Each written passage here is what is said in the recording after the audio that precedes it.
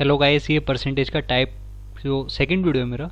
एक वीडियो में इस पर ऑलरेडी एक बना चुका हूँ। हाफ एन आवर का वो लेक्चर था। अगर आपने नहीं देखा है तो डिस्क्रिप्शन में उसका लिंक डलवा दूंगा, देख लीजिए। ये सेकंड वीडियो है उसका। मैंने सोचा नहीं था कि 2 वीडियो तक जाएगा अभी, लेकिन इसमें मैं उसे पूरा कंप्लीट करवा दूँ। जितने भी टाइप्स रहे, भले ये वीडियो कितना भी लंबा जाए, इसी वीडियो में आपका पूरा परसेंटेज खत्म हो जाएगा। मैक्स ये मतलब 30-40 मिनट्स का मेरा वीडियो है, इतने में कंप्लीट करा दूँ पूरा। एक वीडियो ऑलरेडी 30 मिनट्स का मैं डाल चुका हूँ। लास्ट में हमने यहाँ छोड़ा था कि हम टाइप देख रहे थे ए इंटू बी इक्वल सी। जब ये प्रोडक्ट, सपोज एरिया वाला जो केस होता है, लेंथ इंटू ब्रेथ, उसमें इंक्रीज डिक्रीज का कुछ जो खेल होता है वो वाला टाइप था। अब कुछ क्वेश्चन सीजीएल के पेपर में ऐसे भी आ जाते हैं, आपको देख के बिल्कुल समझ में आएगा नहीं कि ये क्वेश्चन उसी चीज़ का है, लेकिन अगर आप उस क्वेश्चन को ध्यान से पढ़ेंगे और एनालाइज करेंगे तो आपको पता चलेगा कि ये इसी टाइप से रिलेटेड है। जैसे अगर rate of income tax increase हो रहा है 8.5% से 10.2% और टैक्स पे डिक्रीज हो गया 6.25% और इनकम ऑफ एम्प्लॉय वो डिक्रीज हुई इतने रुपीस से, तो इनिशियल इनकम आपसे पूछ ली। अब आप बताइए, खुद बताइए, जो टैक्स पेड होगा वो इसका प्रोडक्ट ही तो होगा कि उसकी इनकम कितनी है इनटू रेट कितना है।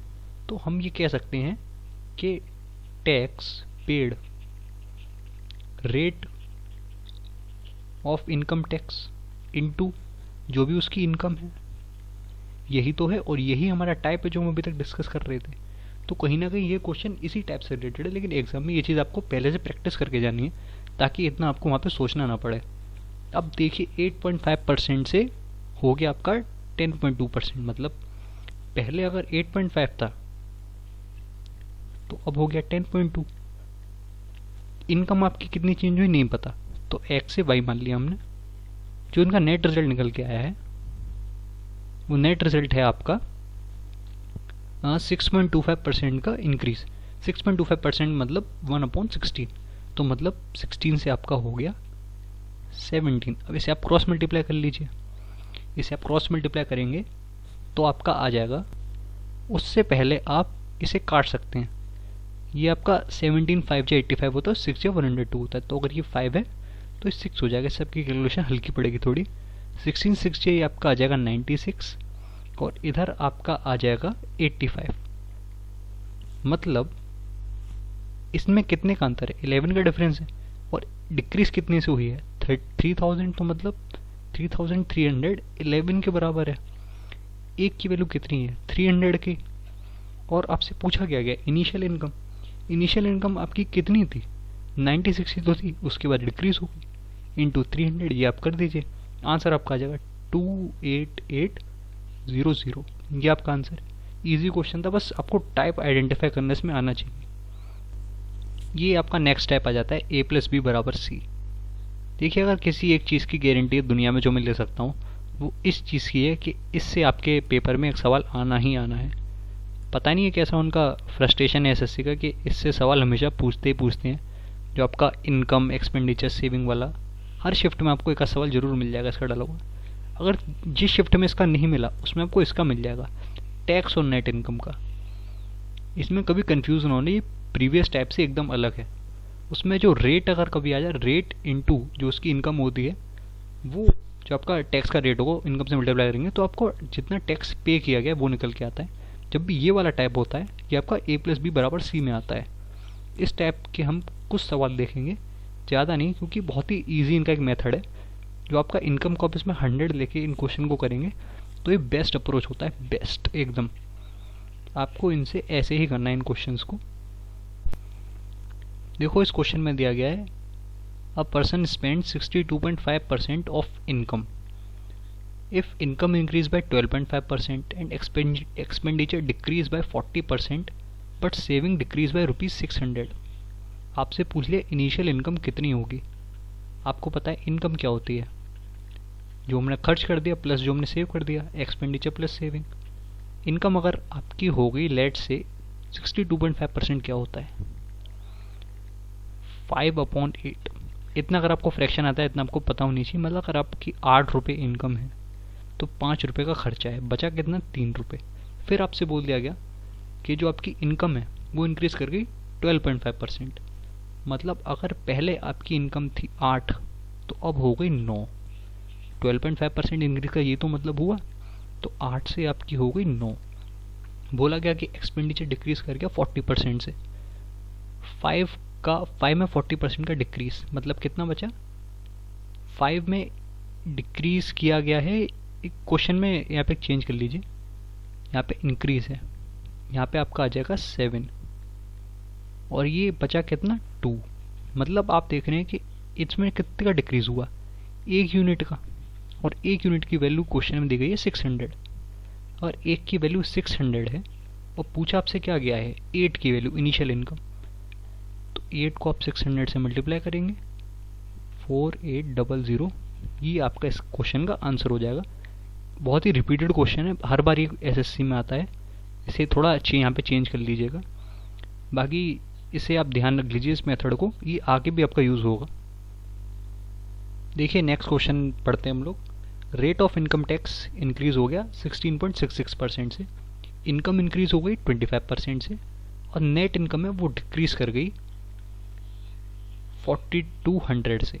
इनिशियल इनकम आपसे पूछिए if initial rate of tax was 24%। देखो देखने में तो बहुत ही खतरनाक सा लग रहा है, लेकिन अगर आपको ये टाइप पता है A+B=C, इसे कैसे करते हैं तो आप इसे कर देंगे, जो मैं पूरा एक्सप्लेन कर चुका हूँ। इसमें आपको आइडेंटिफाई करना है कि कौन सा टर्म क्या है। सबसे पहले आपको पता है इनकम क्या होती है, जो आपने टैक्स भर दिया प्लस जो आपके पास बच गया, नेट इनकम।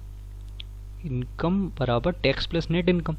आपको क्या, मान लीजिए अगर आपकी पहले इनकम थी 100 रुपये, आपको क्या बोला initial rate of tax was 24%, आपने 24 रुपये टैक्स दे दिया, बचा कितना 76। फिर आपसे क्या बोला गया कि आपकी इनकम डिक्रीज कर गई 25% से, मतलब अब आपके पास बचे 75 रुपीज़। और जो आपका रेट ऑफ इनकम टैक्स था वो इंक्रीज कर गया 16.66% से। 16.66% मतलब क्या, 1/6। मतलब अगर आपका पहले ये 6 था तो उसमें 1 का इंक्रीज हो गया, मतलब इसमें आप 1/6 का इंक्रीज करना है। 1/6 मतलब 4 यूनिट का इंक्रीज होगा, तो ये आ जाएगा 28 प्लस उधर बचा आपका। इसे अगर आप बैलेंस करेंगे, देखिए इधर इनकम में इंक्रीज है 25% का, तो ये 100 प्लस 25 125 हो जाएगा। इधर आप बैलेंस करिए तो आपका इधर बचेगा 97। अब आपको देखना है कि इसमें कितने का इंक्रीज हुआ। 76 माइनस 97 आपका आया 21 और 21 की वैल्यू क्वेश्चन में दी गई है 4200, मतलब एक की वैल्यू आपकी होगी 200। एक की वैल्यू 200 और पूछा आपसे क्या इनिशियल इनकम। इनिशियल इनकम हम लोगों ने क्या अज्यूम करी थी 100, तो 100 की वैल्यू कितनी हो जाएगी 200 इंटू 100 200। ये इस क्वेश्चन का आंसर हो जाएगा 20,000।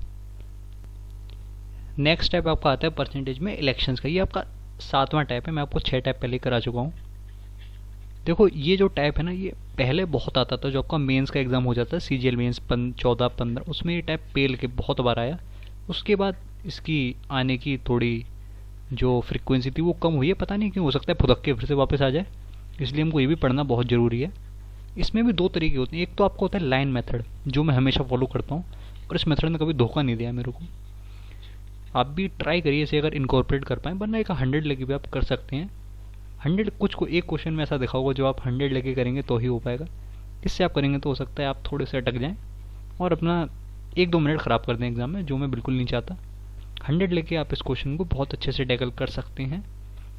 लेट से आपने मान लिया कि आपके पास 100 वोटर्स थे, उनमें से 20% ने वोट नहीं किया, मतलब 20 निकल गए, बचे आपके पास 80। उसमें से आपके पास बोल दिया गया कि 20 इनवैलिड हो गए, बचे 60। अब इसका आपने कह दिया जो जीता उसे 60% वोट्स मिले, जो वैलिड वोट्स हैं उनमें से तो देखा जाता है कि कितने वोट्स मिले हैं विनर को, और बी को इतने मिले, 40% बचे हुए। तो इस तरह से क्वेश्चन आपका फ्रेम किया जाता है। इसमें आपको कुछ भी वैल्यू दे सकता है, डिफरेंस इनका पूछ लिया, हो सकता है आपको इनका डिफरेंस पहले से दे दे और आपसे पूछ ले कि टोटल वोट्स कितने पड़े थे। इस तरह से इस क्वेश्चन फ्रेम होता है, हम देखेंगे नेक्स्ट वीडियो में, नेक्स्ट स्लाइड में सॉरी।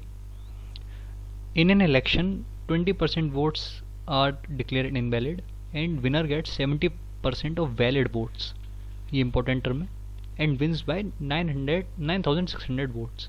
आपसे पूछा टोटल वोट्स कितने थे। देखिए 20% का मतलब क्या होता है 1/5, मतलब अगर 5 वोट डाले गए और 20% इनवैलिड हो गए तो बचे कितने, 4 वोट बचे। मतलब आप ये मैं लाइन मेथड आपको समझा रहा हूँ, बहुत बेनिफिशियल होगा आपके। 5 से आपके रह गए 4। फिर देखते हैं क्या हुआ। Winner get 70% of valid votes, मतलब विनर को मिले 70%। विनर को अगर मिले 7 वोट तो लूज़र को कितने मिले, बाकी के 3 वोट, 30%। और आपको क्या बोला गया कि जो इनका डिफरेंस है 4, वो बराबर है 9600 के। एक की वैल्यू कितनी हो जाएगी आपकी, डिवाइड करिए इसे, ये आपका आ जाएगा 2400। अब ये देखिए ये 2400 है इसका डिफरेंस। अगर आपको निकालना हुआ कि टोटल वोट्स कितने पड़े थे तो आप स्टार्ट करेंगे यहाँ से, 7 और 3 10। एक की वैल्यू है 2400, 10 की वैल्यू कितनी हो जाएगी 24,000। मतलब जो वोट्स वैलिड थे वो इतने थे। आपसे पूछा गया जो टोटल वोट्स कितने थे वो कितने थे। 4 की वैल्यू है 24,000, मतलब इसे 6,000 से मल्टीप्लाई किया है, इसे भी आप 6,000 से करिए, आपका आंसर आ जाएगा 30,000। ये इस क्वेश्चन का आंसर है। बहुत ही ईजी है, इसमें कुछ ज़्यादा दिमाग लगाने की ज़रूरत है नहीं, सिंपल सा मेथड है। इसे आप हो सके तो थोड़ा सा नोट डाउन कर लीजिए कहीं पे। इसका क्वेश्चन हो सकता है आज अब आने बंद हो गए हैं इस टाइप के क्वेश्चन, बट फिर भी आ सकता है। देखो जैसा मैंने बोला था कि लाइन मेथड हमेशा यूज़ नहीं आता। एक मैं क्वेश्चन आपको बोला था ऐसा दिखाऊंगा जिसमें आपका ये मेथड आपका दुश्मन भी बन सकता है, क्योंकि आप अगर उससे आपने ऐसे अप्रोच करने की कोशिश करी, हो सकता है बीच में ये अटक जाए। क्योंकि जब हम एक मेथड के इतने ज़्यादा आदी हो जाते हैं तो हम उसी मेथड को अप्लाई करने की कोशिश करते हैं एग्ज़ाम में, और वो कभी कभी दिक्कत दे जाता है। इसलिए क्वेश्चन को ज़रूरी है ध्यान से पढ़ना और ये देखना कि कौन सा मेथड इसके लिए बेनिफिशियल रहेगा। अगर क्वेश्चन बहुत ही ज़्यादा टेढ़ा लग रहा है तो उसे 100 लेके ही करिए हमेशा। कभी भी वो मेथड ना अप्लाई करिए जिसमें आप थोड़े लेस कॉन्फिडेंट है। 100 वाला एक मेथड मेरे हिसाब से ऐसा है जो हर कोई आराम से कर सकता है और उसी पे आपका ज़्यादा फोकस रहना चाहिए। क्वेश्चन पढ़ लेते हैं। 10% of people did not cast their vote, ठीक है। 60 वोट्स वर कास्टेड ब्लैंक, मतलब उस पर किसी का नाम नहीं लिखा था। Winner got 47% sorry of all votes in voter list, मतलब ये मिला के भी, and won by 308 number of voters in list. ये आपसे पूछा गया है। अब देखिए इस क्वेश्चन को मान लिया आपने अप्रोच करने की कोशिश करी उस लाइन मेथड से। आपने पहले देखा 10% डिड नॉट कास्ट, मतलब 10 से रह गए 9। फिर आपने देखा 60 वोट्स वर कास्टेड ब्लैंक, आपने ऐसे लिखा -60। बट फिर जो नेक्स्ट लाइन है वो नेक्स्ट लाइन ही सारा खेल है। Winner got 47% of all votes, ये जहाँ पे ऑल वर्ड आ गया ना, मतलब इसमें से जो था। अब इसमें से आप इधर कैसे आएंगे ये थोड़ा टेढ़ी चीज़ पड़ जाएगी। अगर ये रिमेनिंग का बोला गया होता कि 47% वोट्स मिल रहे हैं तो हम इसे लिख सकते थे 47 और 53, फिर हम डिफरेंस देख लेते। बट यहाँ पे उसने इस टर्म को इनकॉर्पोरेट करने की कोशिश करी है, इसीलिए आपको इस क्वेश्चन में यहाँ पे आके आप फंस जाएंगे। यहाँ आपको पता नहीं होगा कि क्या करना है। इसीलिए मैं बोला था कि जो 100 वाला मेथड होता है कभी कभी वो एक सेवियर की तरह होता है। मान लिया 10% पीपल ने अपने वोट कास्ट नहीं करे, 10 यहाँ चले गए, बचे कितने 90%। इसने ये भी बोल दिया कि 60 वोट्स पर कास्टेड ब्लैंक, मतलब 90% -60, जो भी एक्चुअल फिगर हो। अब इसे माइनस नहीं करते क्योंकि ये परसेंटेज में है, इसलिए इसे माइनस नहीं कर सकते, और ये एक न्यूमेरिकल वैल्यू है। कभी भी इसे इक्वल टू 30% या फिर 30 ना कर देना, एकदम गलत हो जाएगा। फिर आपसे क्वेश्चन में बोला है कि winner got 47% of all votes. मान लिया कि विनर था ए को मिलकर 47% वोट्स।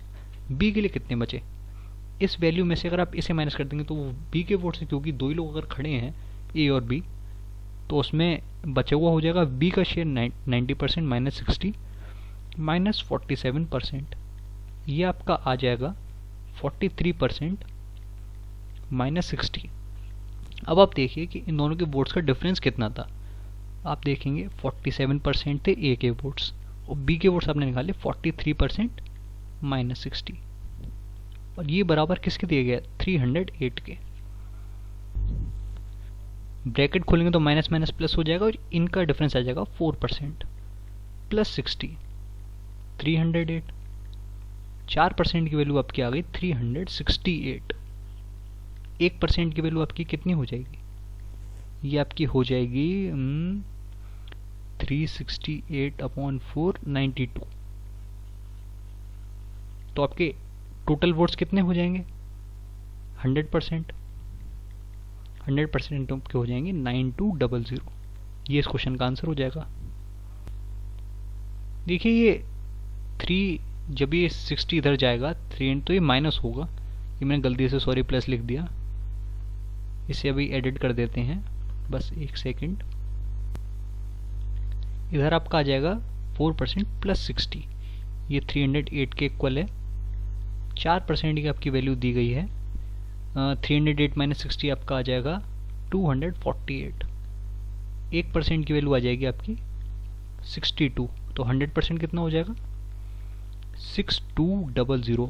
ये आपका इस क्वेश्चन का आंसर हो। इतने लोगों ने, ये लोग टोटल वोटर लिस्ट में थे। ये आपका इस क्वेश्चन का आंसर है। ये नेक्स्ट टाइप का और एक क्वेश्चन है, ये आप इसे, ये थोड़ा डाउटफुल है कि आप इसे परसेंटेज में रख सकते हैं, फिर आप इसे रेशियो में भी रख सकते हैं, रेशियो चैप्टर में भी। एनीवेज मैं इसे परसेंटेज से कैसे करते हैं मैं इसे आपको ये भी बता दूंगा। अब ये जो फ्रूट्स वाले क्वेश्चन होते हैं इसमें आपको क्या बोला जाता है कि आपको कुछ फ्रूट्स में आपको वाटर का कॉन्सेंट्रेशन दे देगा या फिर पल्प का कॉन्सेंट्रेशन दे देगा। बोलेगा कि इनमें इतना वाटर गायब हो गया, फिर आपसे बोलेगा कि जो बचे हुए फ्रूट्स हैं उनका वेट अगर इतना है तो इनिशियल आपने जो फ्रूट्स लिए तो उनका वेट कितना होगा। बहुत सारे वेरिएशन होते हैं घुमा फिरा के। कॉन्सेप्ट इसका सेम ये रहता है कि आपको इसमें पल्प, जो मान लीजिए अगर संतरा है तो संतरे में एक जूस होता है और एक आपका पल्प होता है, वाटर होता है, पल्प होता है। पल्प आपका सेम रहेगा। जो वाटर है ये मान लीजिए ऑरेंज है, वाटर आपका इवेपोरेट हो सकता है या फिर कहीं और जा सकता है, लेकिन पल्प आपका सेम रहेगा। ये इसका कॉन्सेप्ट है। तो अगर आप दोनों इक्वेशन के दोनों साइड अगर आप पल्प को सेम कर दें तो आपको आंसर मिल जाता है। लेट से फ्रेश फ्रूट्स में था 80% वाटर, तो मतलब पल्प कितना रहा होगा? 20%। 20% का मतलब होता है 1/5। और ड्राई फ्रूट्स में था 20% वाटर, मतलब 80% पल्प, तो इधर आप लिखेंगे 4/5। आपसे बोला गया how much dry fruits can we get from 60 kg of fresh fruits. 60 into यहाँ पे आपका आ गया x, इसी ये इधर से इधर कैंसिल हो जाएगा, x की वैल्यू आपकी आ जाएगी 60/4 50, 15 kg। इस क्वेश्चन का आंसर हो जाएगा। ये आपका नेक्स्ट टाइप है परसेंटेज का, मेरे हिसाब से 9th टाइप होगा। 10 टाइप होते हैं परसेंटेज में। ये आपका कमीशन वाला टाइप। इसमें क्या होता है कि जो कंपनी होती है, कंपनी वाला केस होता है ये, जो सेल्समैन के संग होता है। जैसे आपको कुछ सर्टेन अमाउंट एक्स तक आपको बोल देते हैं कि आपका 6% कमीशन है, एंड कुछ भी हो सकता है। उसके बाद बोल देते हैं आप उसके बाद जितना इंडेफिनेटली जितना भी सेल्स करेंगे उसका आपका 5% कमीशन है। फिर आपको ये बता देंगे कि नेट कंपनी को इतना पैसा रिसीव हुआ। फिर आपसे बोलेंगे कि टोटल सेल जो थी वो कितने की हुई थी, मतलब जो नेट कंपनी को मिला प्लस जो उसका कमीशन था, यही आपकी टोटल सेल्स होगी। ये आपको टोटल फाइंड करने के लिए दे दिया जाता है। इसका एक क्वेश्चन हम लोग देख लेते हैं किस तरह के एग्जाम में आते रहते हैं। और ये भी मैंने उठाया हुआ है प्रीवियस ईयर पेपर से। Company give 7% commission to salesman up to 10,000 of sales and 5% above it. Find total sales if company received 47,300। अब इस क्वेश्चन को करने के लिए एक मैं बहुत ही अच्छा मेथड बता रहा हूँ। एक्स लेके तो आप कर ही सकते हैं, कोई प्रॉब्लम नहीं है। अगर ये मान लीजिए इधर आपको 10,000 प्लस पे आपको मिल रहा है 5%, और फिर उससे लेस जो सेल्स है उस पर आपको मिल रहा है 7%। मतलब अगर आप इसे भी कैसे भी 5% कर दें और जो अमाउंट एक्स्ट्रा बच रहा है वो आप कंपनी को वापस कर दें, तो मतलब ओवरऑल कमीशन कितना रहा? 5%। तो अगर आप 10,000 का निकालेंगे 2%, क्योंकि ये कितना ज़्यादा है, 2% ही तो ज़्यादा है, तो ये आपका आ जाएगा 200 रुपीज़। मतलब अगर 200 रुपीज़ हम वापस कर दें कंपनी को तो 5% हमारा नेट कमीशन रहा और बाकी 95% हमारी टोटल सेल्स जो कंपनी को मिला। 95% की वैल्यू कितनी हुई हमारी, प्लस जो 200 रुपये वापस कर दिए कमीशन लेने वाले ने। 95% की वैल्यू इसमें दी गई 47500। मैथ में थोड़े अच्छे हैं तो आप इसे माइंड में भी सॉल्व कर सकते हैं, बाकी कोई दिक्कत नहीं है। 95 लेके आप डिवाइड कर सकते हैं। 100% की वैल्यू आपकी आ गई 500,000, 50,000, क्योंकि इसके 5 टाइम्स चला जाएगा। ये इस क्वेश्चन का आंसर हो जाएगा। 50,000 की आपकी टोटल सेल्स हुई, बाकी का उसका कमीशन रहता। ये आपका एक टाइप जो बीच में छूट गया था वो मैं भी बता देता हूँ। ये A+B कांस्टेंट वाला, इसे भी कभी कभी आइडेंटिफाई करने में बहुत दिक्कत हो जाती है, क्योंकि हम लोग बहुत ऊपर तक सोच लेते हैं कि ये मेथड लगा दे वो मेथड लगा दे, कभी ये नहीं सोचते कि आप खुद बताइए अगर आपके पास दो क्वांटिटीज दी गई हैं A+B और ये आपको कांस्टेंट दे दिया गया है, तो अगर थोड़ा बहुत भी आपने मगर मैथ्स मतलब 11-12 में अगर आपके पास मैथ्स रहा हो तो आपको पता होगा कि आप इसे इधर ले जाएंगे तो ये -B हो जाएगा, और आप दो साइड डिफरेंशिएट करेंगे तो A में जितना चेंज है वो B का चेंज हो जाएगा। सेम इधर परसेंटेज में भी केस है, अगर A और B कांस्टेंट है A+B, तो A में परसेंटेज चेंज जो होगा वही B के परसेंटेज चेंज के इक्वल होना चाहिए। ये आपका एक बेसिक सा बहुत ही कॉन्सेप्ट रहता है। इसमें जो परसेंटेज चेंजेस की जो वैल्यूज आती हैं वो आपकी इक्वल होती हैं। आपको तो पता है, क्योंकि इसका जब आप डिफरेंशिएशन करेंगे वो एक अलग टॉपिक है, वो आपको सीखने की जरूरत नहीं है। बट ये आप ध्यान में रखिए कि जब भी A+B कांस्टेंट है तो जो A में चेंज है वही B में चेंज के इक्वल हो जाएगा। ये इस क्वेश्चन का एक वेरिएशन है जिसमें ये कॉन्सेप्ट आपका यूज़ होता है, चेंज वाला। जैसे अगर आपका इनकम टैक्स इंक्रीज कर दिया गया 19% से, और जो आपकी नेट इनकम है वो डिक्रीज हो गई 1% से, तो रेट ऑफ इनकम टैक्स कितना रहा था प्रीवियसली। अब आप ये एज्यूम कर लीजिए कि पहले आपकी थी 100, तो 100 में आपको जो अगर R था इंटरेस्ट का रेट जो था वही आपका अमाउंट मिल जाएगा आपको, प्लस जो आपकी इनकम बची वो बची 100 - R। ये इक्वेशन आपने लिख ली। फिर आपने देखा कि जो इनकम टैक्स है आपका वो तो इंक्रीज कर रहा है 19% से, ये आपका टैक्स वाला पोर्शन है, मतलब इसमें जो चेंज है वो इतना है, और जो ये आपका नेट इनकम जो बची आपकी इसमें हो रहा है डिक्रीज। डिक्रीज कितने का? 1% का, इंटू 1/100। आपने दोनों के चेंजेस इक्वल कर दिए। इधर से आप 100 से 100 कट जाएगा, 19R इक्वल्स 100 - R, मतलब 20R इक्वल्स 100। R की वैल्यू आपके आ गई 5%। ये आपका इस क्वेश्चन का आंसर हो गया। बट कभी कभी एग्जामिनर इस हद तक उतर जाता है कि आपको ऑप्शन में डलवा देगा, क्वेश्चन में आपसे पूछ लेगा what is the new rate of income tax, और अगर 5% आपको ऑप्शन ए दिख गया तो बहुत ज़्यादा चांस है कि आप वही मार के आ जाएंगे, जबकि आपको ये देखना है कि इस 5% में आपको 19% ऐड भी तो करना है। तो जब आप इसमें 19% ऐड करेंगे तो आपका 24% जो फाइनल आंसर निकलेगा ये आपका न्यू रेट हो जाएगा। इस चीज़ का हमेशा ध्यान रखना, मैं हमेशा बताता रहता हूँ, प्लीज़ इसका एक ध्यान रखने का, क्योंकि ये ऐसे 1-2 क्वेश्चन हमेशा गलत हो सकते हैं आपके। ये मेरे ख्याल से आपका परसेंटेज का लास्ट टाइप है। जो ये वाला क्वेश्चन था ये पहले बहुत पूछा जाता था, बट रिसेंट टाइम से नहीं है। बट जो CPU का पेपर हुआ, CPU 19 का जो एग्ज़ाम कंडक्ट कराया गया SSC द्वारा, उसमें क्वेश्चन दोबारा इमर्ज हुआ है, तो बहुत ज़्यादा चांस है कि आगे भी आपको ये मेंस में दिख सकता है या फिर नेक्स्ट ईयर भी एग्ज़ाम में आ सकता है। अच्छा क्वेश्चन है मोती, अगर आपको नहीं पता कि कैसे करना है तो हो सकता है कि आपका टाइम ख़राब कर जाए पेपर में, क्योंकि इस तरह के क्वेश्चन जो लैंग्वेज वाले होते हैं ना, इनमें बड़ी बड़ी लैंग्वेज होती है, यही हमें बहुत परेशान कर सकते हैं अगर इनका सही मेथड नहीं पता। इसमें जो कीवर्ड आपको पकड़ना है, अगर आप डायरेक्ट क्वेश्चन टैकल करना चाहते हैं कि tax paid was same in both cases, question भी मैं आपको पढ़ के बता दूँ, अगर आपको ये टर्म कभी भी पढ़ने में अगर आ जाए, दूर से दिख जाए, तो आप हल्का सा माइंड में बना लीजिए कि ये क्वेश्चन उसी टाइप का है। आपको बताया कि इनकम डिक्रीज करिए 9,000 रुपीज़ से, but rate of income tax increase करिए 12% से 18%। पहले 25% इनकम जो आपकी थी वो टैक्स फ्री थी, but now 20% income tax free है। जो ये टैक्स फ्री इनकम होती है उस पर आपका इनकम टैक्स नहीं लगता है, जो बची हुई 80% है उस पर आपका इनकम टैक्स लगेगा। आपसे पूछ लिया कि इनिशियल इनकम कितनी है।